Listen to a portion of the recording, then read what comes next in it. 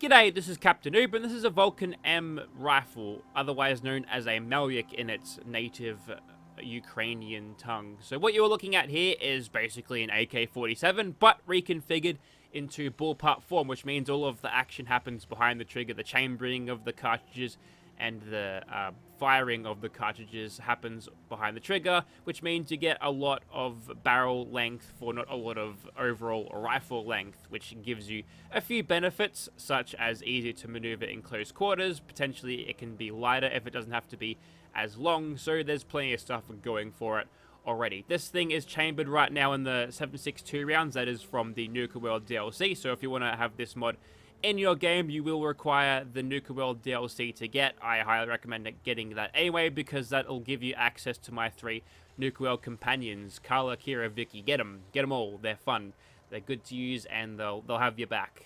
They're good at fights. And this thing also has custom sounds and animations, as well as you'd expect from a bullpup weapon, which has no animations to copy from the game in and of itself. So yeah, that's good. It fires at around 600 rounds per minute as standard, so it's going to be a little bit slower than your standard handmade rifle, but like the handmade rifle, it's got basically the same sort of attachment setup where it's going automatic powerful for your strongest auto receiver, and advanced is giving you 96 damage. They've got that backwards. Usually the advance would give you more damage, but in this case it doesn't.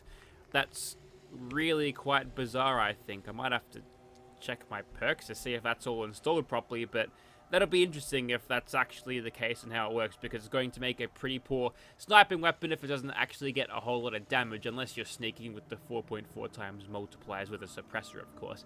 Next up, we've got the sights. There's a whole bunch of cool looking scopes here. That's interesting. It's funny to see that one first. They've got a whole range of reflex sights. A lot of these are of Russian or Eastern European design, that one especially. But we'll go for a Western one here because I feel like that's a little bit better context sensitive wise. And right now we've got the AK-55 mag. You can have this chambered in 5.56 if you feel like it as well. So if you don't have the rounds to feed this thing, if you haven't gone to Nuka World yet, you can go ahead and put some smaller rounds in this. You'll lose a little bit of damage and a little bit of accuracy, but you'll be able to utilize this weapon just the same. Now, the drum magazine appears to be the best for capacity, so we'll chuck that in, and that's all we'll do here. But as you can tell, there's a little bit going on here. A lot of these, I think, are merely cosmetics, but if you really like the look of the 6L23 Plum, you can put that in and it'll look no different or behave no different than a Magpul magazine, which I think they're American. Magpul's an American brand, I believe. You can throw a flashlight or laser sight on the side, just like that. You also get the option to turn the laser off if you feel like it, so if you want to be like super immersive, stealthy, I don't want to get spotted, we can turn the laser and spotlight off if we want, or you can have them both on, which will use this little flashlight instead of your Pip-Boy flashlight. So isn't that nice? Right now we've got nothing on the muzzle. You can chuck a muzzle brake, which will increase the range, because barrel space perhaps.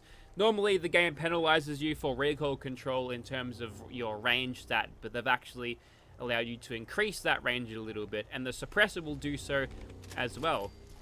Requires 2 ranks of sneaks to put that on. Interesting, I think. And you can have a vertical grip on the bottom of that, and a damage slider is there if you feel like it isn't quite doing the damage job for you. Legendary effect is there if you need it. Nothing to do with painting at all, and yeah, it's alright. This thing is not going to be the sniping weapon, I don't think. We're going to try it out anyway, but we'll probably be disappointed with what we get. Alright, so I've just created a semi-auto version. I've got 175 damage on this, and that is with the damage modifier all the way up. So I'm barely doing any more damage with this thing semi-auto than it is fully automatic, which is an interesting little dilemma I've got, I think. Getting this weapon is a lot like other weapons. As you can see, you'll find it on the chemistry workbench under weapons Vulkan-M, and for gears, plastic, rubber, spring and steel, and no perk requirements, you can have this all for yourself. Nice. The weapon is added to the leveled list, so you'll find it on enemies either way. So if you find this a little bit too unimmersive, then you can just get it by more organic means. Righto, so here we are outside of the Immersive Gunners Plaza. Here is the Vulkan-M in first person. It's got some bash animations and some sprinting animations. That's actually really risky, sprinting into a car like that. Could have just killed myself. That wouldn't be a good start. Anyways, when you aim down sights, it's a EO tech. I think it looks pretty sharp. I'm going to be able to spot anything. No excuse for missed shots. Switching to third person now. You'll note that there's a little bit of clipping, and yes, in real life, you'd never put a drum magazine there because, you know, that's where your wrist is supposed to go. You'll never get to hold this thing properly if you've got a drum magazine in there. Unless it was canted off to the side, but then it would just be, like, on your chest unnecessarily, and that's probably not good. So if you're real big on immersion, which clearly I am not, that might be a choice that you don't want to pick. The foregrip, though, you'll hold that in first and third person alike.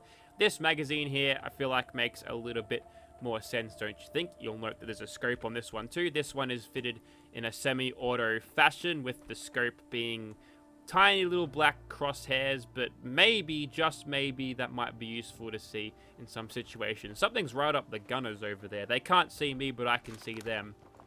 They're shooting at something over there.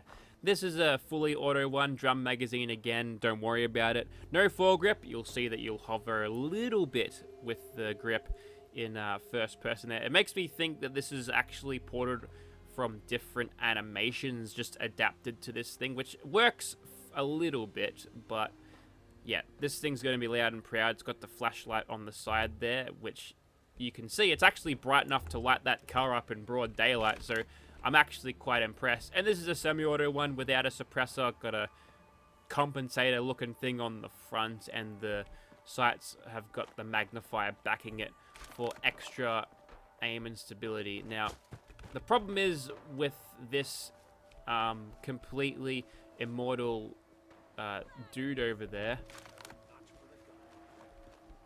They're going to keep walking in. They're going to keep getting aggro on them, and basically that's going to stop me from doing my 4.4 times damage. So without further ado, we'll drop a crash saving quick save and we'll get started on these gunners. But we're going to try to do this a little bit more succinctly because we don't have the power that we have over the past couple of weapons that I've used, and I'm seeing that the fog's rolling in a little bit.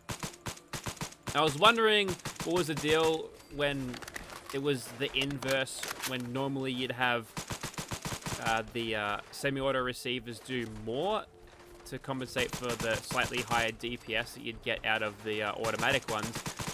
Well, for the semi-auto receivers, you can fire them as fast as you like.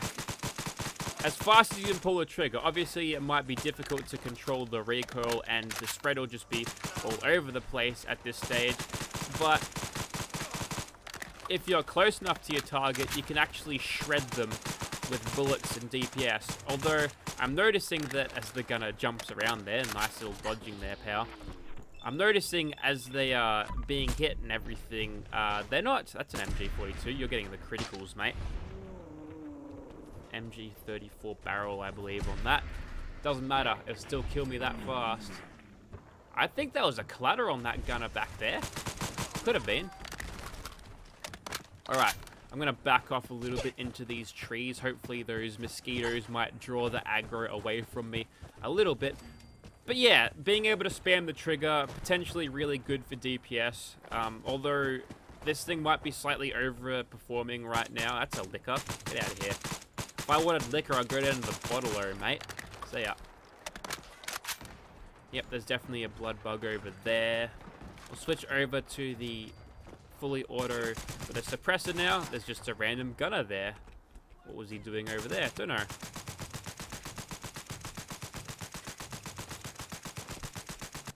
The beauty of the drum magazine is you can never stop firing. Although that was like a full mag dump and I still didn't get the kill, so I guess I'm an idiot. We'll try to get headshots here. I think that's probably the way to go. Although I've got the reflex sight. Video game logic dictates that... Ouch. It's a pebble he threw at me. Yes, video game logic dictates that weapons are better at hip firing when they're bullpup, so we'll try to use that to our advantage. Maybe we'll get nice and close to the ones that don't have MG42s, get those cheap little headshots and see if we can keep that going. I'd love to go in the caution right now. I'm currently being Benny Hill chased by all the gunners at Gunners Plaza. That's not cool, man. I might be able to pull a bit of a sneaky move here. There we go. We'll skirt along this wall like Batman would, except he'd be on top of a skyscraper. I'm kind of not right now. And the developer intended method is not what we're following today. We're going to try to edge out the competition a little bit with stealth, I think. We'll stealth it up a little bit. There we go. That's much better. That's some proper DPS right there. I might be able to scope in some cheap headshots now. I might just see if I can actually take out some of the gunners from this not walkway. How about a little bit of gunfill action? So you'll note that I'm using this thing and it's really good in VATS. It's kind of got me thinking how, yes, energy weapons and pistols are also good VATS, and if it's an energy weapon that's also a pistol, then it's great. I wonder if it's going to be a mechanic one day in Fallout games, if they even go that deep into it, that you'll have the bullpup weapons have a slightly higher VATS efficiency than non-bullpup designed rifles. I feel like that'd be a thing that would make a little bit of sense, right? As a bullpup weapon, it's less unwieldy than a super long barrel thing. What is that you've got? Probably a Thompson. Let's switch over to something a little bit more loud now. We crippled both that guy's legs. That was helpful, I guess. These staggers are coming in pretty clutch right now. I don't know if there's any stagger in this weapon other than just what the commando perk's giving me, but yeah. It appears that even in its automatic variant, it'll still actually rip and shred in VATS with many shots. Don't you dare pick that up. What are you doing? Put it down. Whoa. Okay. I don't even know how much health I had left, but I feel like it was pretty low. Even when the Creation Club gunner chick drops her Gauss rifle for the sake of... Oh boy, that's an MG. Is it? What do you got there? I'd actually... No, that's a PKM. Well, that one's for Ukraine, you Russian bastard. Alright, let's switch over to this one. Definitely like the sound of the semi-auto unsuppressed more than the auto, because this is a lot less snare drummy. Got a little bit more punch to it. Little bit more naval cannon on the sound spectrum than snare drum, which I can always agree is a good thing. There's the bash animation in action. We didn't get any lucky crits there, so that wasn't good. And I feel like we should just switch back over to our suppressed one. We'll get Ace Operator going again. The gunner's really tanking it up right now. I feel like this thing's DPS is not at an end game level at all. It's probably lesser than what you'd get out of a handmade, and probably lesser than what you get out of an assault rifle, to be honest. It's not a very fast weapon. It definitely feels like the DPS is lagging behind a little bit.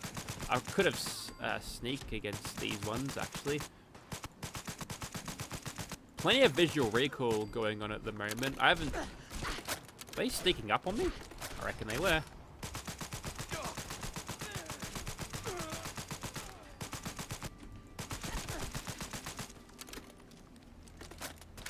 If we aim in third person, we don't get any of that visual recoil impulse, and it seems to be just a little bit more controllable by comparison. Tuck and roll, come on. We've got to go to parkour lessons to stop that fall damage. That's an MG42, and I think the only ones left are those up there. So, well, instead of watching me go up these, BRB. Got it. We're breached.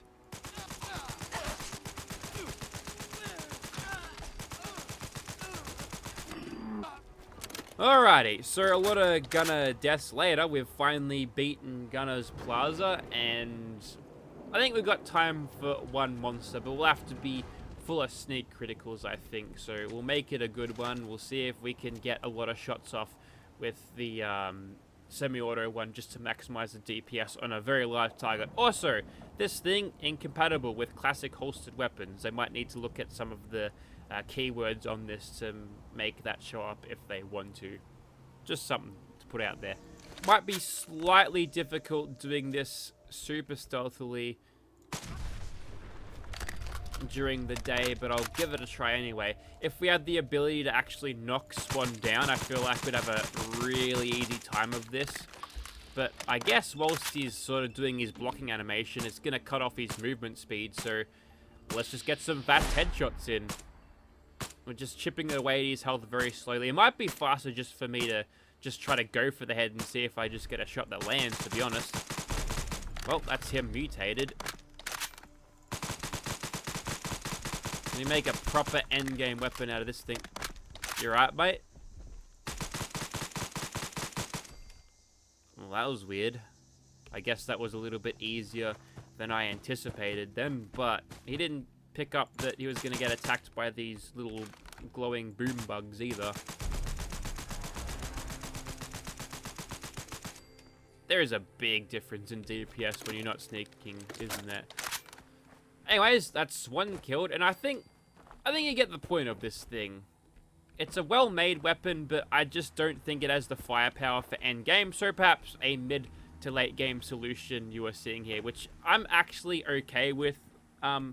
We did end up beating Gunner's Plaza, immersive Gunner's Plaza, so I'm happy that I actually accomplished that, but there are definitely better, more suited weapons out there to do it, but I don't think this was bad by any means. Just a little bit out of its league in terms of what it was up against, especially with MG42s. They were scary.